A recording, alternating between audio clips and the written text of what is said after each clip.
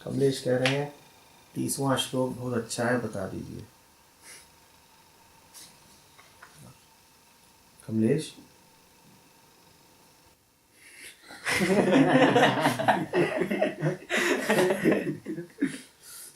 कह रहे या तो पापनाशक जल वाले गंगा तट पर निवास करें या फिर मनोहर हार वाले तरुणी स्त्री के वक्षस्थल पर।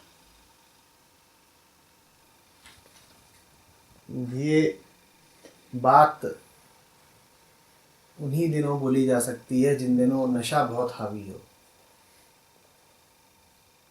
जब नशा बहुत हावी हो तो बिल्कुल वही बोला जाएगा जो इस श्लोक में भर्तृहरि ने बोला है। और मैं कह रहा हूं कि यही वक्तव्य दुनिया के हर कामी आदमी का है। करा क्या है यहां पर भर्तृहरि, देखो कह रहे हैं कि या तो गंगा तट पर निवास करो, यही कहा है ना जी, कि या तो शुद्ध पापनाशक जल वाले गंगा तट पर निवास करो या मनोहर हार पहने जवान स्त्री के वक्षस्थल पर, सीने पर, स्तनों पर। ये वो क्या कर रहे हैं, देखो वो दोनों को बराबर ठहरा रहे हैं। वो कह रहे हैं कि शिव से बहती गंगा और किसी जवान स्त्री का यौवन एक ही बात है।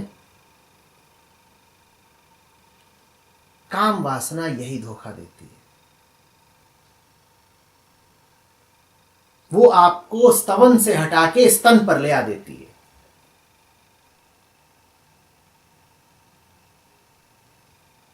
वो आपको मौन से हटाकर यौन पर ले आ देती है।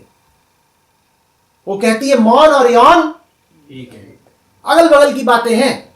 जैसे यहां पर भर्तृहरि ने कहा है कि या तो ये या फिर ये, जैसे कि दोनों बातें एक बराबर हो। भैया या तो आलू दे देना या टिंडा दे देना, एक ही तो बात है।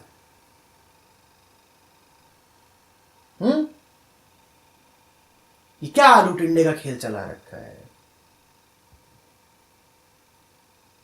तुम गंगा की तुलना किसी स्त्री की जवानी से कर रहे हो, पर यही काम हर कोई कर रहा है। हम सब सोच रहे हैं कि शिवत्व तो हमें स्तनों और जांघों में मिल जाएगा। ठीक वही बात जो यहां भर्तृहरि ने कही है।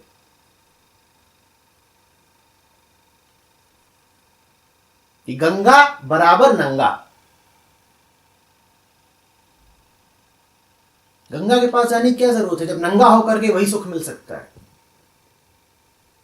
नहीं, भर्तृहरि का मान टूटा, मान्यता टूटी, दिल टूटा, राज्य छूटा।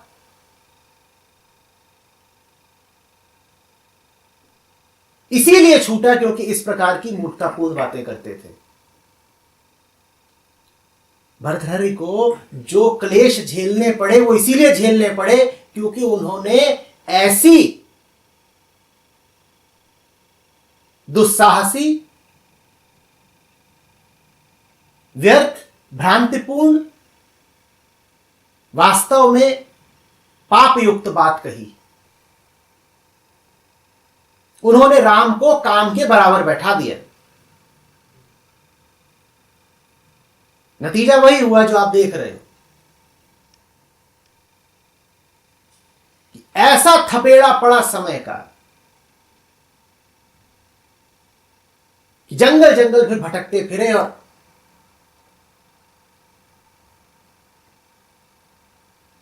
भूल नहीं पाए कि कैसी पिटाई हुई थी।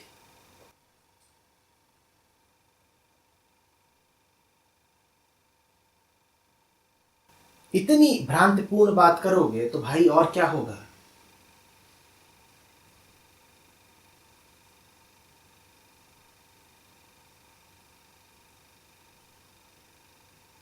बात समझ में आ रही है। उन्होंने कह दिया तो कह दिया, कमलेश तुम बोल रहे हो बड़ा अच्छा लग रहा है। ये देखो श्रृंगार शतकम श्लोक 30 समझना है। अच्छा है, बहुत अच्छा नहीं है, नारकीय है, मरोगे सड़ोगे।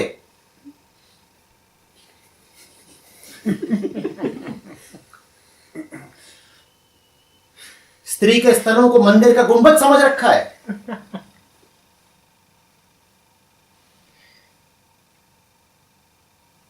वहीं जाऊंगा, देवी की उपासना होगी, घंटा बजाऊंगा। कह रहे हैं अच्छा है बहुत।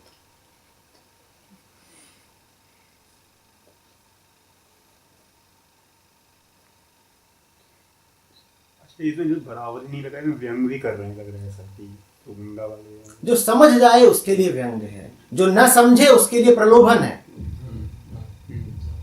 जो समझ जाए उसके लिए तो व्यंग ही है, पर जो नहीं समझे कमलेश जैसे लोग, उनके लिए तो आमंत्रण है। फाइनली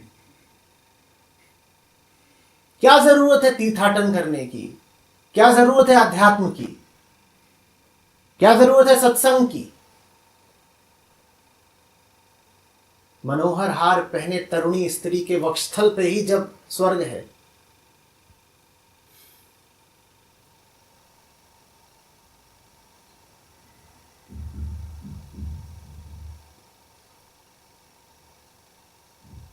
जो शिव से मिलना है वो शिव से ही मिलेगा। नर नारी, यक्ष गंधर्व, राजा रंक, ज्ञान, धन कहीं से नहीं मिलेगा, सिर्फ शिव से मिलेगा।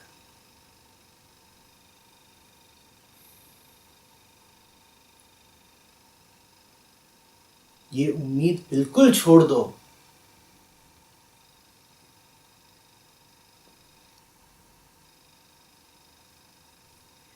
देह से नेह लगा के तर जाओगे।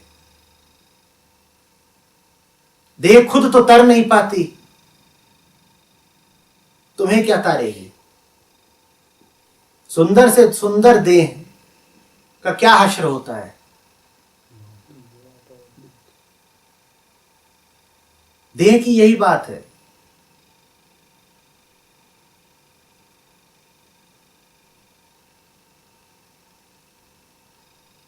जीवन भर जलती है, दूसरों को जलाती है और अंत में जल जाती है।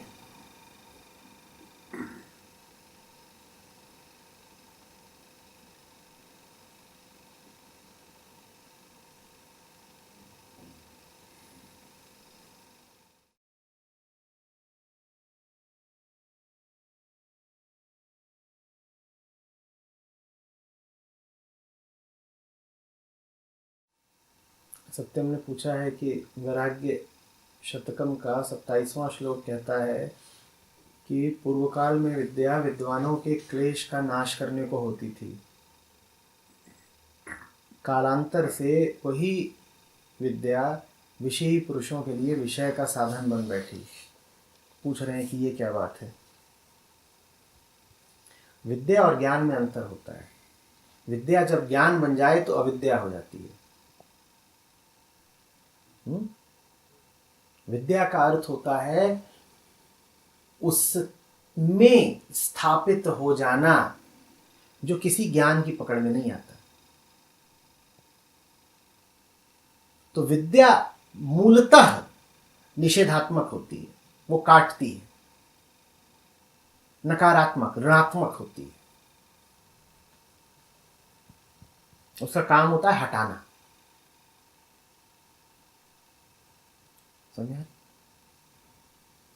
हटाने के लिए कुछ बातें बोली जाती हैं।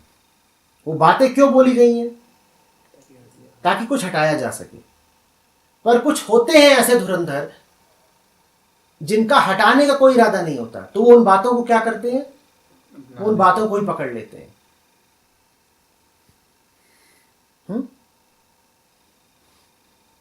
समझ आ रही बात?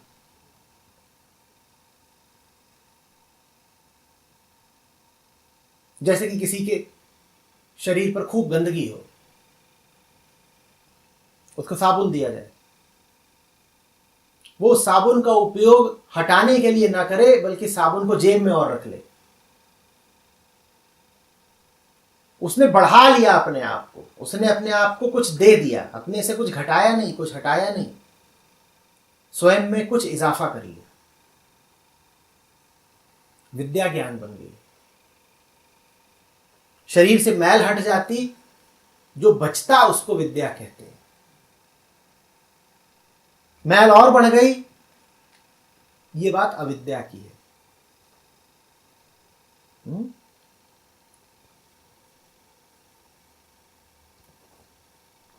अविद्या भी उपयोगी है। उपनिषद कहते हैं अविद्या भी चाहिए,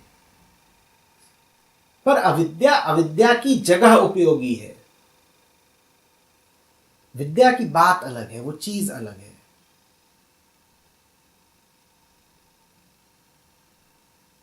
अविद्या ऐसे जैसे आदमी के कपड़े, जरूरत है, उसकी आवश्यकता है, उपयोगिता। और विद्या ऐसे जैसे आदमी की आत्मा, कपड़े से थोड़ी उसकी तुलना करोगे।